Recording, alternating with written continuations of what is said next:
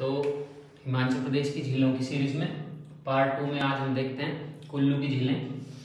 सबसे पहले कुल्लू में नेचुरल झील है आपके पास भृगुतुंग। ये रोहतांग दर्रे के समीप स्थित है, 4235 मीटर के सी लेवल पर स्थित है। और भृगुतुंग जो झील है वो भृगु ऋषि से संबंधित है। भृगु ऋषि इसी झील के किनारे तपस्या किया करते थे और इतने एल्टीट्यूड पे होने के कारण ये झील जो है पूरे वर्ष के काफी टाइम लगभग 8 से 9 महीने तक बर्फ से ढकी रहती है। इसके बाद दूसरी झील कुल्लू में आती है श्रिंगटू झील। श्रिंगटू झील का एल्टीट्यूड ही पूछा जाता है और पूछी जाती है किस जिले में स्थित है, तो कुल्लू में।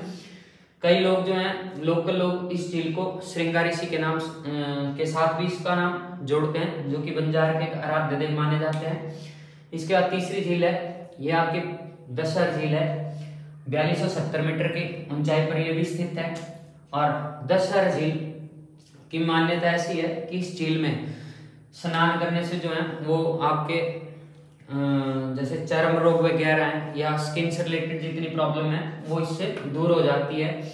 और इसी झील में स्नान के कारण अकबर जो मुगल बादशाह था उसकी पुत्री का अधरंग की बीमारी भी ठीक हुई थी। तो इसको ज्यादा याद रख लेना कि अकबर की पुत्री की अधरंग की बीमारी इसी झील के पानी से स्नान करने के कारण समाप्त हुई थी। इसके बाद आपके पास आती है मानतलाई झील। मानतलाई झील आपकी पार्वती घाटी में स्थित है। दुदोहन ग्लेशियर से इसको पानी मिलता है। और ये जो झील है, जैसे पार्वती घाटी को ये आपकी द वैली ऑफ शैडोज कहते हैं, क्योंकि ये 7 बार दिन के कलर चेंज करती है अपनी शैडो के कारण। तो इसी के कारण पार्वती घाटी की शैडो के कारण ही मानतलाई झील भी 7 बार दिन में अपना कलर जो है चेंज करती है। और इसी झील से आपकी पार्वती नदी का उद्गम भी होता है। इसके बाद 5वीं प्रमुख झील है यहाँ पे स्योलसर और सरवालसर, या तो स्योलसर बोलते हैं और लोकल लोग इसको सरवालसर बोलते हैं। 3150 मीटर के एल्टीट्यूड पे स्थित है। जलोड़ी पास बंजार में स्थित है। जलोड़ी पास वहीं पर उसी से 6 या 7 किलोमीटर की दूरी पर यह झील स्थित है।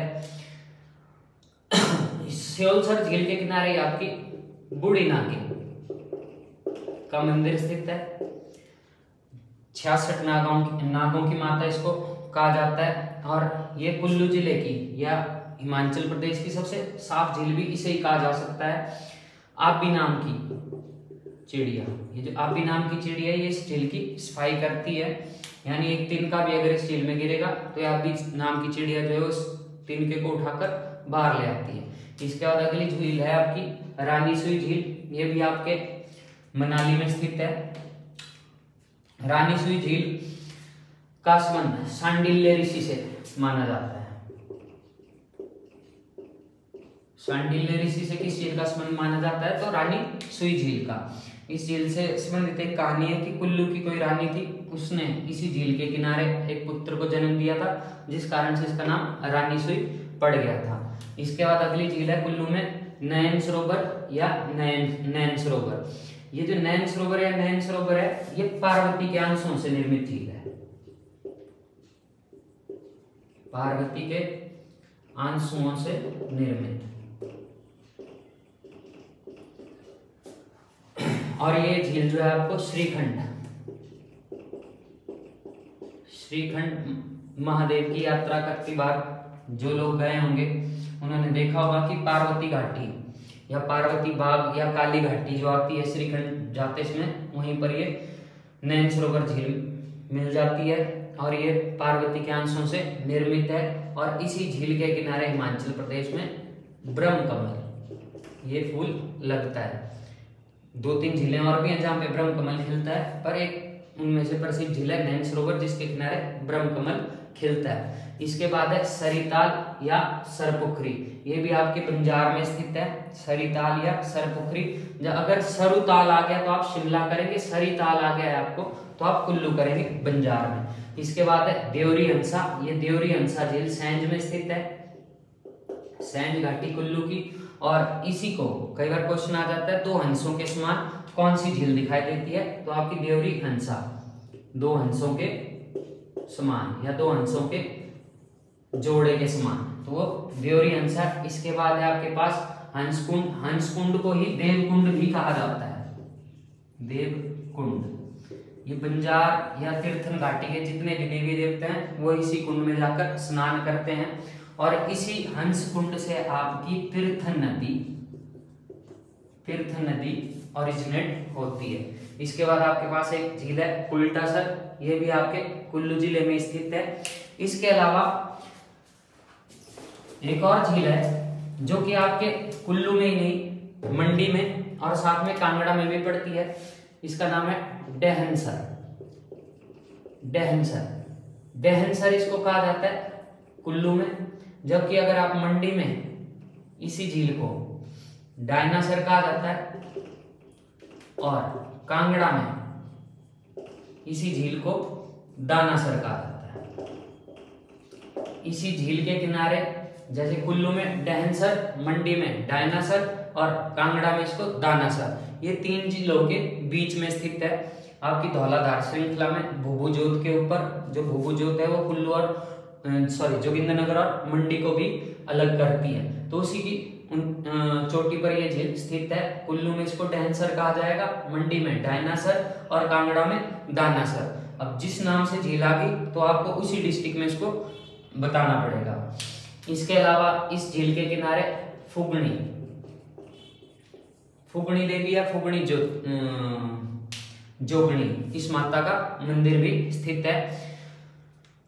तो ये थी आपकी कुल्लू जिले की झीलें। सारी की सारी झीलें नेचुरल हैं। इनमें आपकी प्रमुख झीलें हैं जैसे दसहर झील, इसकी ऊंचाई भी पूछी जाती है, और इस झील का जो पानी है उससे कई शरीर की बीमारियों का इलाज भी होता है, स्पेशली आपकी स्किन से रिलेटेड जितनी भी हैं। और अकबर की पुत्री का जो अधरंग है वो इसी झील के पानी से स्नान करने के कारण समाप्त हो गया था। मानतलाई झील है आपकी पार्वती घाटी में। कौन सी झील आपकी 7 बार कलर चेंज करती है? तो मानतलाई। कौन सी घाटी आपकी 7 बार कलर चेंज करते हैं? तो आपकी पार्वती घाटी। इसलिए पार्वती घाटी को आपकी शैडो, वैली ऑफ शैडोज भी कहा जाता है। और मानतलाई से आपकी पार्वती नदी भी निकलती है। और मानतलाई झील के किनारे एक शिवलिंग भी है, और ऐसा माना जाता है पुराणों के अनुसार कि इसी झील के किनारे भगवान शिव के पुत्र कार्तिक के जो है वो तपस्या भी करते थे। इसके अलावा आपके पास स्योलसर या सरवालसर है, ये आपको बंजार में मिल जाएगी। बंजार से थोड़ा ऊपर है, 15-20 किलोमीटर आगे चलकर जलोड़ी पास। और ये जो जलोड़ी पास है 3150 मीटर की हाइट पर स्थित है। और ये जलोड़ी पास आपका इनर सिराज और आउटर सिराज को कनेक्ट भी आपस में करता है। बूढ़ी नागिन का मंदिर इस झील के किनारे पर स्थित है। और आपके आबी नाम की चिड़िया इस झील की सफाई करती है। फिर आपके पास रानी सुई झील है। रानी सुई झील से अगर ऋषि का संबंध पूछा जाए तो सांडिल्य ऋषि की तपोस्थली मानी जाती है रानी सुई। मनाली में ये झील स्थित है। नैन सरोवर या नैन सरोवर झील है। ये नैन सरोवर देवी पार्वती के अंशों से निर्मित है। ये भी एक पुराण में मैथोलॉजी के अनुसार ही है। और इसी झील के किनारे आपका ब्रह्म कमल का फूल खिलता है। और आपके इसी झील के ये जो झील है आपको श्रीखंड महादेव की यात्रा करते समय भी रास्ते में कौन सी झील मिल जाती है, तो भी आप इसी को करेंगे। इसके अलावा सरिताल सरपुखरी ये बंजार में है। देवरी हंसा सैंज घाटी में है। और ये 2 हंसों के जोड़े के समान झील दिखाई देती है। हंसकुंड झील ये भी आपके बंजार में है, और इसको देवकुंड भी कहा जाता है। इसका कारण ये है कि तीर्थन घाटी या बंजार घाटी के मैक्सिमम जो देवता हैं वो इसी कुंड में जाकर स्नान करते हैं। इसके बाद आपके पास कुल्टासर है। कुल्टासर के बाद आपके पास डेहनसर है। अगर कुल्लू में पूछा तो डेहनसर, अगर मंडी में पूछ लिया तो डायनासर, और अगर कांगड़ा में तो इसको दानासर के नाम से जाना जाता है। तो ये आपकी कुल्लू की सारी प्राकृतिक झीलें हैं। तो इसके बाद आप देखते हैं कुल्लू के बाद चंबा की झीलें। चंबा में सबसे पहले आपके पास झील आती है गढ़ासरू। गढ़ासरू झील आपके 3740 मीटर के सी लेवल पर स्थित है। और चंबा के चुरा घाटी में ये झील स्थित है। नेचुरल झील है। इसके बाद आपके पास मणिमहेश झील है। ये 4142 मीटर की ऊंचाई पर स्थित है समुद्र तल से। भगवान शिव से समर्पित है, ये शिव को समर्पित है ये झील। और ये कैलाश पर्वत की तलहटी पर यह झील आपकी स्थित है। और इसी मणिमहेश झील से आपकी एक नदी निकलती है जिसका नाम है बुधिल नदी। तो बुधिल नदी किस झील से निकलती है? मणिमहेश झील से। किस पर्वत की तलहटी पर स्थित है? तो कैलाश पर्वत की तलहटी पर यह झील स्थित है। और राधाष्टमी या कृष्ण जन्माष्टमी से यहाँ पे मणिमहेश की तीर्थ यात्रा भी शुरू होती है। इसके बाद आती है आपके पास चंद्रगुप्त झील। चंद्रगुप्त झील की ये 3450 मीटर की ऊंचाई पर स्थित है। चंद्रगुप्त झील जो है ये पूरे वर्ष बर्फ से या पूरे वर्ष इसमें बर्फ के टापू तैरते हैं। तो पूरे वर्ष की इस झील में बर्फ के टापू तैरते हैं। तो आपकी चंद्रगुप्त आएगी चंबा में। इसको the lake of snow floater भी कहा जाता है। The lake of snow floater Chandragupta. Chandra नाम से 3 झीलें हैं हिमाचल प्रदेश में। चंद्रनाहन जो कि शिमला में स्थित है, चंद्रताल जो कि आपकी लाहौल स्पीति में, और चंद्रकूप ये आपकी चंबा में 3450 मीटर की ऊंचाई पर स्थित है। इस झील में खासियत क्या है? तो पूरे वर्ष बर्फ के टापू तैरते रहते हैं। इसी को the lake of snow floater भी कहा जाता है। इसके बाद सबसे मोस्ट इंपॉर्टेंट जो झील है चंबा में वो है लामा झील, लामा डल। एक्चुअली चंबा और जम्मू के रीजन में झीलों को जो है वो डल भी कहा जाता है, इसलिए लामा डल झील ये आपकी 3962 मोस्ट इंपॉर्टेंट एल्टीट्यूड। ये कई बार टेस्टों में पूछा जा चुका है। लामा डल समुद्र तल से कितने मीटर की ऊंचाई पर स्थित है? तो 3962 मीटर की ऊंचाई पर स्थित है। और ये आपके भरमौर में चंबा के भरमौर में स्थित है। और इस झील की खासियत है कि ये 7 झीलों का समूह है। द ग्रुप ऑफ 7 लेक कौन सी है? तो आपकी लामा डल है। इसके बाद आपके पास झील आती है महाकाली। महाकाली झील का एल्टीट्यूड है 3657 मीटर और ये चंबा के चुराह में स्थित है। झील के किनारे आपका काली देवी का मंदिर है। इसके बाद आपके पास एक और झील है खजियार। खजियार झील के इस झील के किनारे आपका खाजीनाथ का मंदिर है। खजियार झील के किनारे खाजीनाथ का मंदिर है। खजियार को हिमाचल प्रदेश का मिनी स्विट्जरलैंड भी कहा जाता है।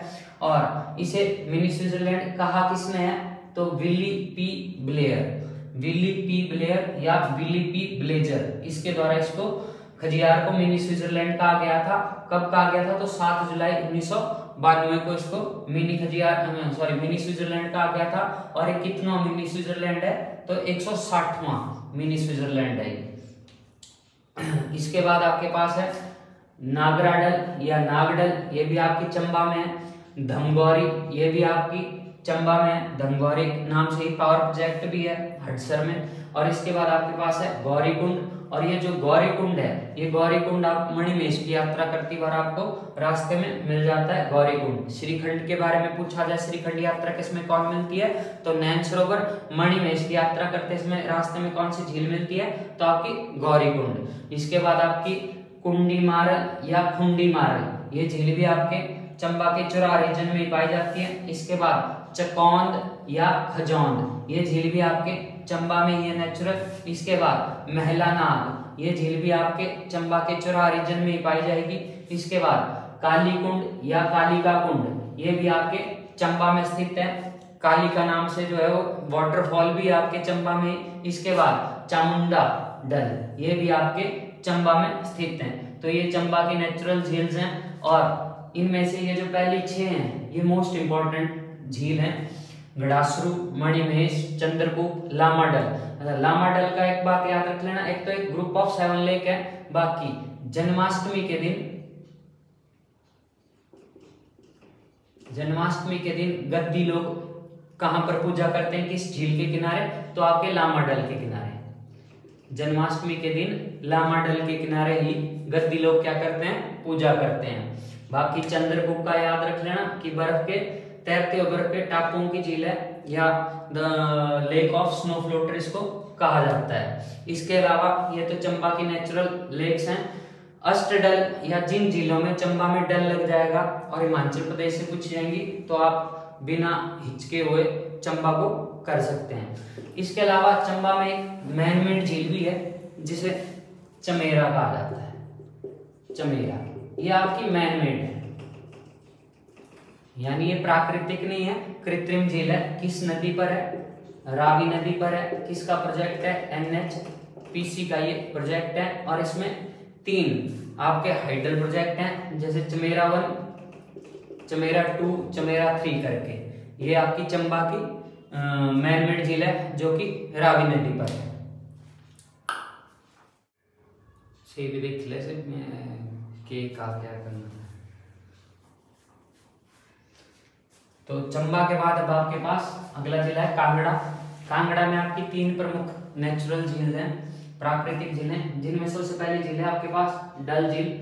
ये धर्मशाला में स्थित है। 1775 मीटर के एल्टीट्यूड पे ये स्थित है समुद्र तल से। डल झील को ही भागसुनाग झील भी कहा जाता है। झील के किनारे भागसुनाग का मंदिर भी है, तो डल झील को भागसुनाग झील के नाम से भी जाना जाता है। बाकी झील से पूछा जाता है कि किस ऋषि का संबंध है, तो ऋषि अगस्त्यस से। ऋषि अगस्त्यस से, या इनको साउथ इंडिया में ऋषि अंगत्यार भी कहा जाता है। तो इन ऋषि का संबंध जो है डल झील से है। डल झील के किनारे इन्होंने तपस्या की थी। और इसी झील के किनारे घुमरेश्वर या धरेश्वर महादेव का मंदिर है। घुमरेश्वर या धरेश्वर महादेव का मंदिर इसी झील के किनारे पर स्थित है। वैसे ऋषि अगस्त्य के द्वारा ही भागसुनाग को जो है वो घुमरेश्वर या धरेश्वर कहा जाता है, या भागसुनाग या घुमरेश्वर बोल सकते हो। डल झील के किनारे आपका मेला भी लगता है राधाष्टमी के दिन। इसके बाद आपके पास इसी झील का जो पानी है वो एक जलधारा के रूप में निकलता है, जिसको मुस्सी कहा जाता है। और मुस्सी का पानी फिर आपके ब्यास में आकर मिल जाता है। इसके बाद आपके पास है कांगड़ा में दूसरी प्राकृतिक झील है करेरी झील। करेरी झील 1810 मीटर की ऊंचाई पर स्थित है। धर्मशाला से 35 किलोमीटर की दूरी पर स्थित है। और इस नदी से जो जलधारा निकलती है उससे लूनी नदी कहा जाता है। और लूनी नदी बाद में ब्यास में आकर मिल जाती है। इसी झील के किनारे एक छोटा सा कुंड भी है जिसको सती कुंड भी कहा जाता है। तो सती कुंड किस झील के किनारे है? तो आपकी करेरी झील या सती कुंड किस नदी या खड्ड के किनारे है? तो लूनी नदी के किनारे। इसके बाद आपकी अगली झील है मछेंद्री झील। मछेंद्री झील आपके बैजनाथ में स्थित है। मछेंद्री महादेव मंदिर के किनारे पर स्थित है। तो ये 3 आपकी प्राकृतिक झीलें हैं कांगड़ा की। और इसके बाद आपके पास कांगड़ा में एक नेचुरल झील है, मैनमेड लेक है पौंग बांध।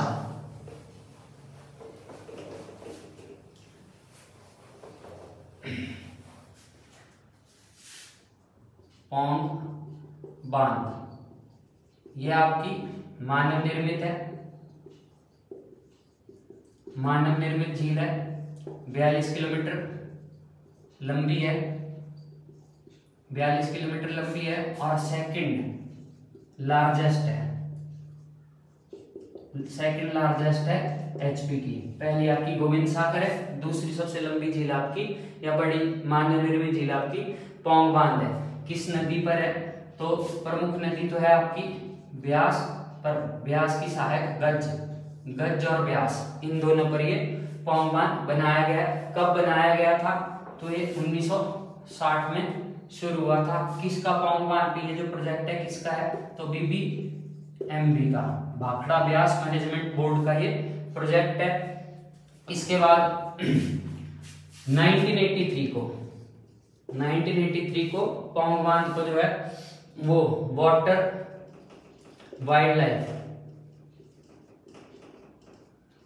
वाइल्ड सेंचुरी में कन्वर्ट कर दिया गया था, वन्य जलीय जीव अभयारण्य घोषित कर दिया गया था। और इसके साथ साथ पौंग बांध का जो सबसे प्रमुख क्वेश्चन आपको आएगा, तो इसी को महाराणा प्रताप सागर जलाशय, महाराणा प्रताप सागर जलाशय भी इसी को कहा जाता है। 1984 से यहाँ पे वाटर स्पोर्ट्स भी आपके शुरू हो गए थे इसी झील में।